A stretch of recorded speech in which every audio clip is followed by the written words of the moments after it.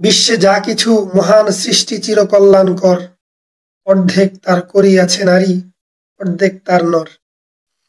আজ হচ্ছে ৮ই মার্চ, আন্তর্জাতিক নারী দিবস।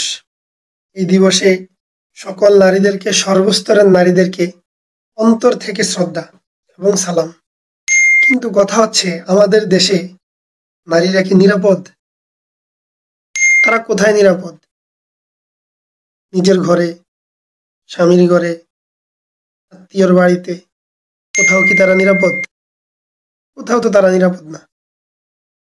পুরুষ হিসাবে আমরা খুবই লজ্জিত যে আমরা তাদেরকে নিরাপত্তা দিতে পারি না। এই যে বগুড়াতে ৮ বছর বয়সের একটা মেয়ে ধর্ষণের শিকার হয়েছে তার বাবার বয়সে এক মুরব্বীর কাছে।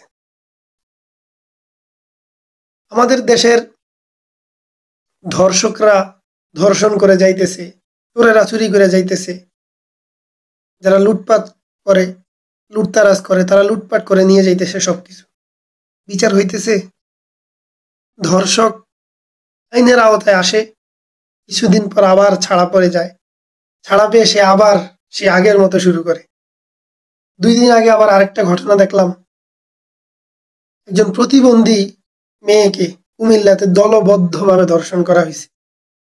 আমাদের দেশের যারা নারী চেতনা নিয়ে, নারীবাদী নিয়ে উন্মুক্ত মঞ্চে গলা উঁচু করে কথা বলে, এই বিষয়গুলো নিয়ে তো তাদেরকে কথা বলতে দেখি না।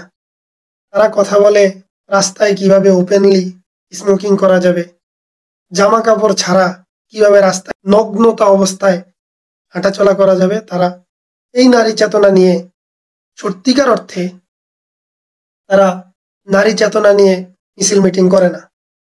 আমাদের দেশের ধর্ষকের শাস্তিগুলো হওয়া উচিত সর্বোচ্চ শাস্তির বিধান, যে এর উপরে আর কোনো শাস্তি হতে পারে না, এরকম শাস্তির ব্যবস্থা করা দরকার, যাতে করে কেউ এই ধরনের কাজ তো দূরে থাক, এই ধরনের কল্পনাও যাতে কেউ না করতে পারে।